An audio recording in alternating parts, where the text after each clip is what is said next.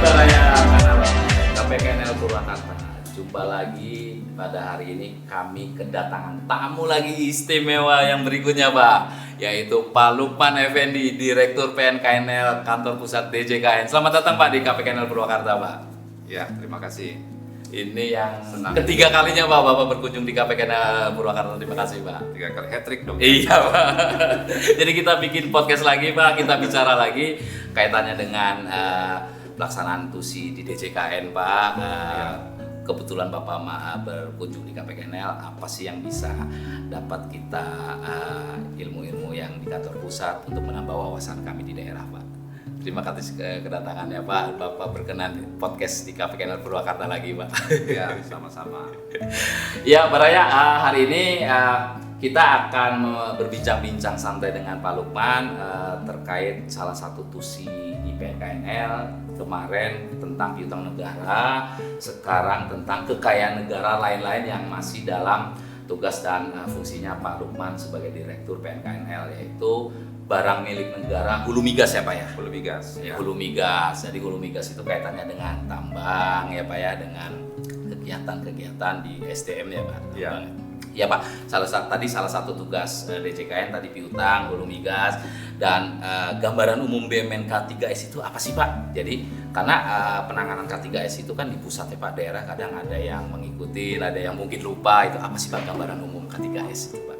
Iya, Mas Odi ya, memang seperti yang kita sampaikan yang lalu bahwa di DJKN itu kan beragam sekali pekerjaannya ya. Multitasking. Multitas lah.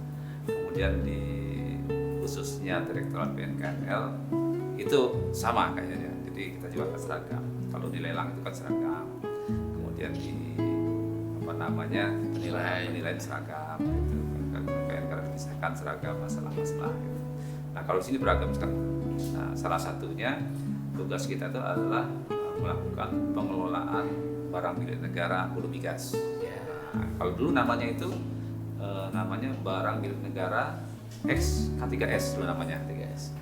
Karena kita nggak terlalu suka dengan nama X gitu kan, kalau barang bekas kan, masa barang bekas gitu.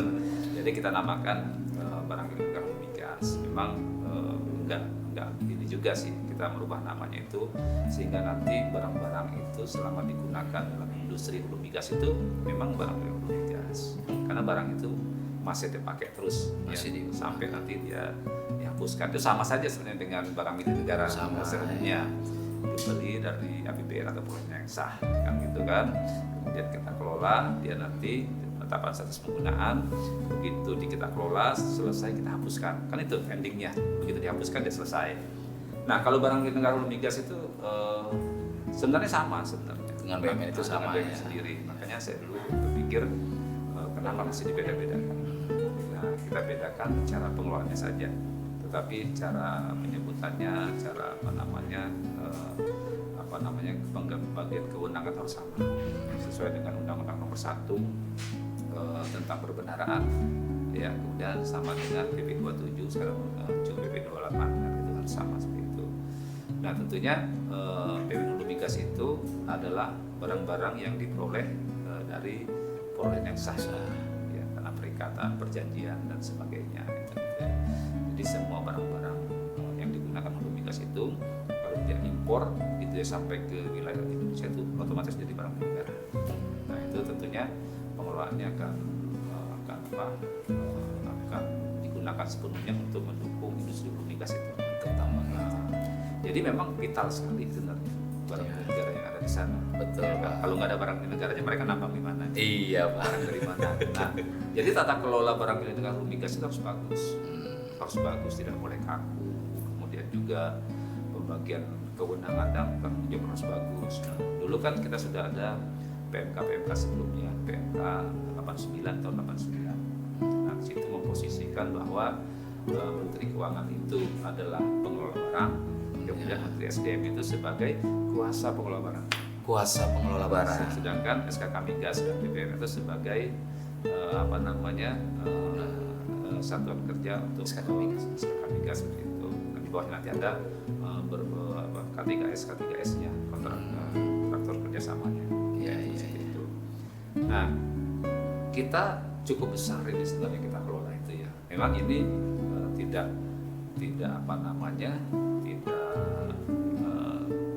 tidak langsung dari kantor pusat ke semua KPKNL, karena ini hanya terbatas saja. Iya. Tidak beda dengan piutang negara. Kalau piutang negara kan kebijakan dibuat oleh KNL, kemudian dilaksanakan oleh semua kantor kita dan kantor kita. Kalau ini enggak, semuanya kewenangan itu dan operasional ada di kantor pusat KNL ya. KNL. Nah itu dasar hukumnya tentunya di samping Undang-Undang Nomor 1 tadi PP 27, kemudian ada PP 28, kemudian ada PP 35 tentang kegiatan usaha hulu migas, ada juga dia tentang hulu migasnya sendiri. Nah kemudian dari PP dan PMK 1 PMK 89 tahun 1989 tersebut kita ubah tahun 2020. Kita ubah istilahnya, kita paradigma baru lagi. Kalau tadi paradigma baru untuk pengurusan piutang negara, kalau kemarin piutang negara menjadi pengelolaan, sekarang paradigma baru kita untuk pengelolaan BUMN hulu migas. Nah ini perlu kita atur karena ini cukup signifikan. Ya, angkanya pasti besar sekali. Jadi K3S itu awalnya itu sampai sekarang tercatat 405 K3S jumlahnya di seluruh Indonesia, baik itu eksploitasi dan eksploitasi. Nah dari 405 tadi tentunya sudah banyak yang terminasi. Ya. Terminasi itu adalah kontraktor yang sudah habis masa perjanjiannya. Kemudian sisanya itu terbagi dari yang eksplorasi, ada 71 eksplorasi itu melakukan penambangan, melakukan melakukan penambangannya,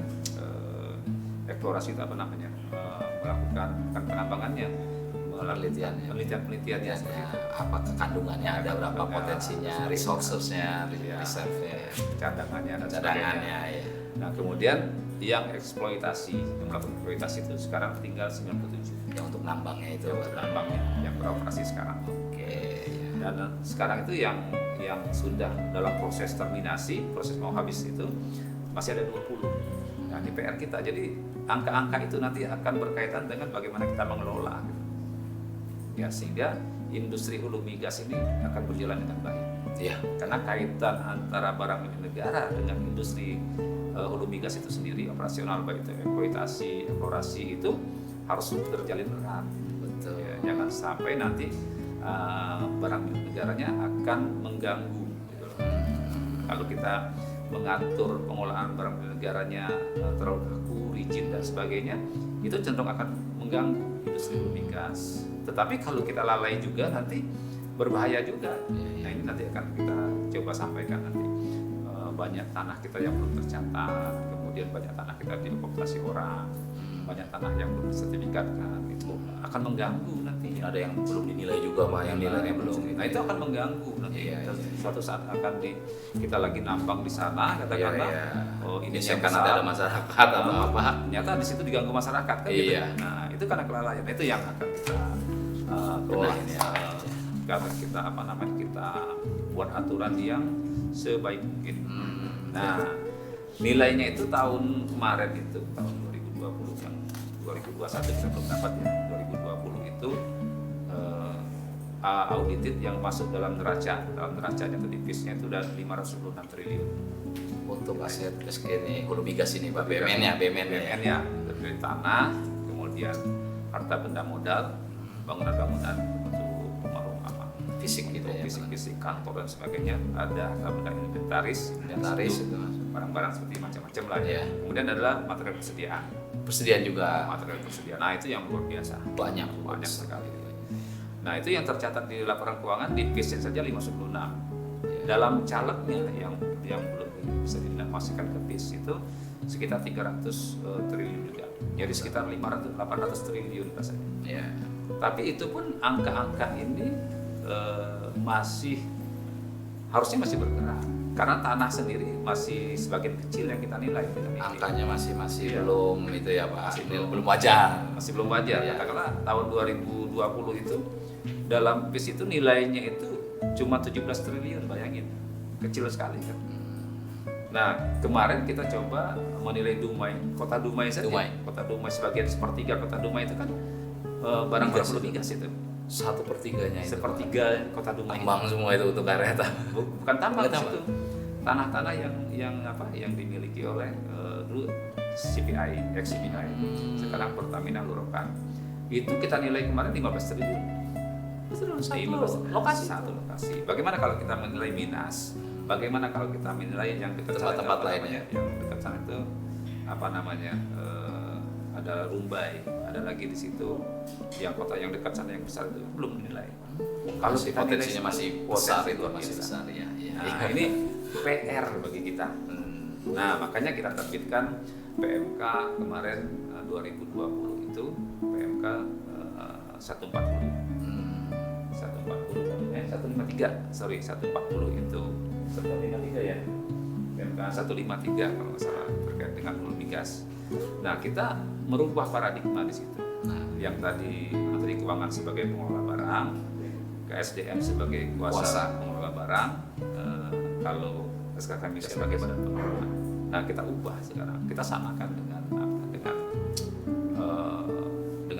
Nah, Menteri Keuangan sebagai pengelola barang, KSDM sebagai pengguna barang. Kemudian ada SKK Migas di situ dan BPMA itu Badan Pengelola Minyak Aceh. Ada dua kan. Kita posisikannya sebagai kuasa pengguna barang. Penguasanya. Nah, nanti ada para kontraktor di belakangnya, para kontraktor yang menggunakan yang mengoperasionalkannya. Nah, ini kita pengen meletakkan pada tempatnya. Karena Kementerian Keuangan bukan ahli dalam segalanya. Betul. Ya kan. Jadi nanti kita membuat pembagian-pembagian itu, kita bagi juga kewenangan dan tanggung jawab. Dan wewenangnya sudah di masing-masing ini. Nah, jadi kita lihat kalau nanti barang milik negara itu, hulu migas itu digunakan dalam rangka industri hulu migas, ya masih beroperasi semua itu, kewenangan kita berikan penuh pada kuasa pengguna barang. Jadi kita tata kelolanya juga masih mereka yang masih transport kewenangannya. Transport itu perpindahan dari satu kontraktor ke kontraktor lain dengan tanah barang milik negaranya kan. Kemudian ada pinjam pakai, penggunaan bersama dan sebagainya. Nah, itu selama dia digunakan oleh kontraktor dalam industri migas, kita berikan kewenangan kepada SKK Migas. Selama ini nggak diatur. Masih belum. Ini merupakan suatu terobosan bagi kita sehingga mereka nyaman. Nah, kemudian KSDM apa perannya KSDM? KSDM itu perannya adalah baik itu PBBMN-nya di Sekjen maupun itu dari Ditjen Migas. Nah, mereka itu akan bertanggung jawab terhadap barang milik negara yang berada di kontraktor-kontraktor yang mau terminasi.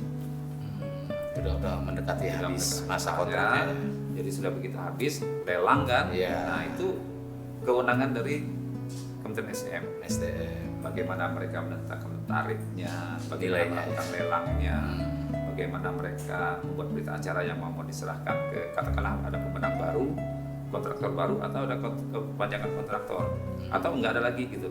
Nah, itu yang mengatur tentang tata kelola barang milik negaranya mereka. Masih di SDM. Nah, apa Kementerian Keuangan? Kementerian Keuangan nanti akan menerima barang-barang yang idle berupa tanah. Yang sudah tidak dipakai lagi. Serahkan Menteri Keuangan. Di samping Menteri Keuangan mengatur tata kelolanya. Berarti berikut segala tanggung jawab lainnya Menteri Keuangan untuk tanah itu. Nah, itu yang kita buat. Jadi kita menempatkan kewenangan pada ahlinya, tanggung jawab pada ahlinya. Jadi nggak semua di Menteri Keuangan. Betul. Nanti ada kasus, katakanlah, ini ada anjungan nggak terpakai, itu ributnya ke Menteri Keuangan. Menteri Keuangan tahu apa kan gitu kan? Tambang sama uang ke Kementerian Keuangan nih. Apa yang dipakai enggak kan kita nggak tahu. Nah, kita serahkan kepada ke bidang teknisnya, departemen teknis. Tapi kita atur di sana. Banyak hal yang 140 itu yang 140 itu 153 140 ya 140 itu banyak hal yang kita ubah di situ. Kita inginnya itu penggunaan barang milik negara itu akuntabel tapi fleksibel. ya kita ingin menyampaikan kepada industri hulu migas, kepada investor maupun calon investor bahwa kita memberikan sinyal-sinyal bahwa penggunaan barang negara itu mudah, tapi harus bertanggung jawab. Ya. Dan tidak ada lagi biaya setelah ditentukan kontrak, ya katakanlah kontrak kita tangani, tidak ada lagi biaya yang akan timbul setelah itu. Sudah Ya, jelas berarti. sudah jelas. A berapa rupiah sudah berapa rupiah, tidak jadi ada. kepastian hukum. Iya. Kalau yang lama kita masih katakanlah ini ada mereka kontrak, kemudian ada signature bonus istilahnya atau lifting atau apa namanya. Nanti tiba-tiba BUMN datang. Sewa kata kita kan. Oh, karena barang tata kelola banyak sewa nanti. Sewa. Nah, bingung kan investor Iya. kan? Oh, bayar lagi. Oh, bayar lagi ini Jadi gimana? double-double kayaknya. Nah, jadi kita atur dalam PMK kita tersebut kalau semua tarif-tarif yang terkait dengan industri hulu migas tadi Iya. yang masih digunakan, penentuan tarifnya itu adalah SKK migas. Masih wilayahnya. Biaya pemakaian bersama, biaya transfer peralatannya, biaya pinjam pakainya antara mereka gitu. Iya. Yang menetapkannya mereka. Masih mereka. Tetapi harus mereka buatkan peraturannya. Itu diamanahkan dalam PMK 140 gitu. Aturannya. Mereka harus buat, kepala SKK migas harus buat aturan itu. Itu payung hukumnya ya, Pak. Itu payung hukum mereka. Jadi semua tertulis. Ya. Ya, jadi kalau pinjam pakai itu katakanlah berapa bagian kita, bagian kontraktor yang katakanlah kontraktor yang lama, Ada kejelasan. ada kejelasan, jelas ada aturan semua. Nah kemudian bagaimana dengan yang sudah habis masa kontraknya, terus kita lelang, Ya. bagaimana dengan BMN-nya? Nah, gimana itu, Pak? Itu kita atur. Jadi kita pengennya itu 2 tahun sebelum dia terminasi harus sensus. Oh, didata ulang. Dulu Jadi kan nggak ada. Ya harus sensus dulu, semua sensus. Nanti begitu mereka mau kontrak, sudah ketahuan berapa BMN-nya, berapa jumlahnya? berapa jumlahnya, berapa nilainya, berapa yang akan kita tambahkan dalam katakanlah signature bonus. Jadi ada 3 opsi yang kita berikan. Apakah dalam lelang itu nanti nilai BMN BMN tersebut, hasil BMN itu akan ditambahkan dalam komponen signature bonus, tetapi harus terpisah itu gitu kan ya, bukan dicampurkan di sana tadi, terpisah yang mana yang urusan lifting terkait dengan tambang dan sebagainya urusan BMN terpisah, tapi nanti dijadikan satu sebagai signature bonus, digabung. Ya. Jadi nanti dibagi, oh ini dari BMN, bukan ini dari minyak. Atau kita bisa juga dimasukkan dalam bagian lifting, sekian persen katakan dari lifting itu merupakan hak Porsinya. negara. Nah, bisa seperti itu. Ya. Atau kalau nggak bisa juga kita bisa ada nggak manfaat ekonomi di situ. Oh, Manfaat ekonominya, tapi dihitung. ya. Katakanlah tambangnya akan menghasilkan tenaga kerja, karena membuka lapangan membuka perekonomian wilayah dan sebagainya. Tapi dihitung, dikuantifikasikan. Nah ini yang kita minta agar Menteri SDM membuat peraturan itu, cara menghitung itu. Ya. Dalam PMK 120 kita 120 Dikasih kewenangan ya, Pak ya. kita minta mereka membuat itu. Ya. Jadi ketahuan nanti. Jadi nggak ada lagi biaya timbul setelah Pasca perjanjiannya, Pak ya. perjanjian itu. Jadi ada begitu kepastian. ada kepastian. Pasti kemudian investor ini kok muncul lagi sampai kapan gitu. Jadi ini kayak nggak pasti nih kita sudah invest kok ada lagi. Itu tata kelola yang diharapkan kan itu yang ya, kita Pak? minta. Jadi bukan kita itu yang kita atur. Jadi istilah kita itu dengan PMK 140 itu kita memberikan sinyal-sinyal positif. Betul. Bahwa ada perbaikan-perbaikan dan kemudahan-kemudahan dalam industri hulu terkait dengan migasnya. barang negara. Iya, Pak. Nah, Jadi itulah lebih jelas ya, Pak. Itulah DJKN kan. Itu mantapnya dari JKN itu. Iya, DJKN itu nggak pernah berhenti. Iya, Pak. Memberikan solusi. Itu, Pak, tadi tata kelola juga sudah disebutkan, Pak, mengenai tadi, Pak, potensi BUMN K3S, Pak, yang jika dikaitkan dengan APBN, Pak. Berarti kan misalnya ada aset, ada apa, pengelolaan, nanti ada yang masuk ke APBN atau bentuk dalam uang murni atau apa, itu bagaimana, Pak, hubungannya dengan APBN? Ya sebenarnya besar sekali ya.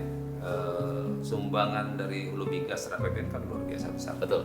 Dan kita juga setiap tahun akan mengeluarkan cost recovery kita. Ada cost rec dan sebagainya. Itu harus ke pengeluaran dari APBN juga. Banyak lagi biaya-biaya tentang penggunaan aset dan sebagainya, biaya perawatan dan sebagainya. Nah itu harus dikendalikan semua dari kita. Jadi waktu mereka menganggarkan di anggaran itu harus jelas gitu. Kita harus jelas. Nah sekarang ini banyak sekali setelah kita dalami gitu, bayangkan banyak tanah yang tidak tercatat. Kemarin waktu kita mau terminasinya Sepron itu ada tanah tercatat itu seluas 370 hektar. Luas 370 hektar, 370.000 hektar per hektar. Ternyata setelah kita cek ulang, kita cek fisik itu cuma 20.000 hektar. Ini saja. Bayangkan yang hilang itu berarti 150.000 hektar kan. Nah itu yang hilang, belum lagi yang tidak tercatat, belum lagi yang namanya yang masih sengketa dan sebagainya. Nah kita catat semua itu luar biasa. Nah potensi-potensi itu menurut kita nanti kalau kita sudah tahu semua asetnya, kita rapikan semua, tentu di samping minyak itu sendiri, BUMN ini kan luar biasa. Istilah Menteri Keuangan itu jangan biarkan asetnya tidur kan. Iya. Asetnya tidur, orang yang punya kerja keras. Capek. Dia pengennya orangnya tidak kerja keras, Iya. asetnya kerja keras. Asetnya kerja. Nah, itu Betul, Menteri betul, Keuangan. betul. Nah bayangkan di kota Dumai tadi itu aja. Kalau kita bayangkan di situ ada sekitar 8.000 hektar kalau saya Luasnya. luasnya 8.000 hektar kalau salah luasnya. Kalau Luas salah sekali. saya Bisa cek satu lagi. kecamatan mungkin atau lebih. Lebih. Kalau 8.000 apa 20.000 hektar ya, saya agak lupa ya, saya kan nggak bawa catatan. Iya. Ya, luas lah Pak itu. Luas lah pokoknya gitu, betul. di sana. Nah itu bayangkan Dumai itu sekarang kota berkembang, dia punya pelabuhan dan sebagainya, dan tanah itu kosong. Ada penduduknya lebih ada sedikit jalur loh. pipa, ada lapangan terbang pesawat, ini bandara, Lengkap. ada pelabuhan yang dekat dengan Selat Malaka. Ya, kalau kita kembangkan tanah yang kosong itu daripada sekarang dikooptasi masyarakat kan, Iya. luar biasa ya. Kalau kita Potensi kembangkan sangat potensi besar luar biasa. sekali itu. Bayangkan nanti di daerah-daerah lain di dalamnya itu kan masih luas sekali. Iya, itu baru satu Itu tempat baru itu. satu K3S, bagian K3S yang lain. Tempat-tempat yang lainnya. Permasalahannya banyak sekali. Nah itu Pak, kadang kan pengelolaan dan kan itu ada Jadi kendala kita masalah apa itu Pak? punya tanah itu sekitar 134.000 hektar. Total 134.000 hektar. Ya, yang baru kita IP itu penilaian Penilaian, kita. Penilaian itu inventarisasi. baru sekitar 22%. 22 masih banyak. 2%. Potensinya masih besar itu. Bisa Yang meningkat lagi. Baru kita sertifikatkan itu baru 4%. Masih banyak sekali Pak. Itulah, itu bahaya ini. Ya kan? Makanya banyak tanah kadang-kadang yang sudah kita Iklan, beli, ya, Pak. banyak orang bermukim di situ. Banyak tanah yang sudah kita beli dulu ternyata pemilik barunya karena sedang berkuasa Jadi masalah sudah ya, Pak. dibangun sudah dibangun Bangunan ya. pipa dan sebagainya bermasalah. Iya. Nah makanya kita minta sekarang mulai kita benahi, ayo kita benahi sekarang. Ya, kita benahi, kita catatkan semua, kita bikinkan aplikasinya sehingga semua data harus masuk semua. Database ada semua. Database harus masuk Jadi bisa di tracernya nanti gampang. Bisa. Gitu, ya. Nah sekarang alhamdulillahnya teman-teman di SKK Migas sudah mau kolaborasi dengan kita dengan pola-pola kita ya, kerja kita dengan kolaborasi dengan semangat Sinergi. kebersamaan, sinergi, dan juga formil dan informal kita lakukan. Saya sampaikan di sana itu bahwa korupsi itu bukan bukan karena kita melakukan korupsi itu sendiri, tetapi yang lebih penting lagi kan persepsi korupsi. Nah kalau kita semua serba tertutup, orang menganggap kita korupsi. Curiga. Oh kata orang kementeri unit tersebut ini korupsi ini, pasti banyak hengki-pengkinya ini. Iya, gitu. Karena tidak jelas. Nggak jelas. Nah persepsi korupsi itu dari situ, persepsi. Orang curiga karena Curiga, kan? tidak jelas aku tampilnya gimana Ada transparansi. biaya tiba-tiba dan sebagainya. Nah sekarang kita minta terbuka semua sehingga persepsi korupsi itu hilang. Iya. Ayo kita berbenah sama-sama. Nah itu Pak yang diharapkan Pak. Iya. Nah ini yang sedang kita bangun. Ya alhamdulillah lah sekarang udah mulai terbuka dengan PMK kita yang baru, cara pengelolaan kita sudah terbuka, cara pendekatan kita sudah bangun Komunikasi, sinergi. interkoneksi data. Yang dulu katanya tidak pernah bisa dibuat, Tembus. ternyata sama kita tembus ini. Bisa. 6 bulan sudah selesai. Jadi, tinggal kita finishing lah ya, Pak. mengisi angka-angkanya. Siap. Nah, 6 iya. bulan hanya 6 bulan. Wah, dengan mantap. teman-teman PKNSI, ya kan. PKNSI jago-jago juga teman kita kan. Alhamdulillah. Nah itu yang PR itu banyak lagi sebenarnya PR yang Iya Pak, pasti yang Pak. menarik. Setiap ada kegiatan, setiap tugas pasti ada kendala, masalah yang berbeda-beda Pak. Tapi kami percaya Pak, dengan semangat yang ada di Pak Lukman, berikut jajarannya, kendala segala dan sinergi dengan stakeholder yang lain pasti akan bisa terselesaikan Pak. Amin. Mudah-mudahan. Yaitu Baraya tadi yang disampaikan oleh Pak Lukman terkait BUMN Hulu Migas yang secara gamblang juga dijelaskan apa sih BUMN Hulu Migas dan besar sekali potensinya dan hal itu juga bisa untuk menambah di APBN-nya Pak ya. Ya. Dan permasalahan yang ada pasti ada, tapi dengan semangat yang ada pasti akan bisa diselesaikan. Dan kita juga ngobrol-ngobrol lepas masker, kita sudah prokes ya Pak ya. Ya. Kita sudah menjaga vaksin juga kita sudah, antigen juga sudah. Kita tidak khawatir lagi, insya Allah kesehatan kita tetap terjaga dan Baraya juga tetap jaga kondisi supaya tetap kesehatannya terjamin. Saya Ason di podcast kali ini di KPKN On Air itu akan mengakhiri podcast hari ini. Berikutnya akan kita tentukan lagi podcast dengan materi-materi yang lebih menarik lagi. Kita akhiri dengan wabillahi taufiq wal hidayah. Wassalamualaikum warahmatullahi wabarakatuh. Ya. Foto.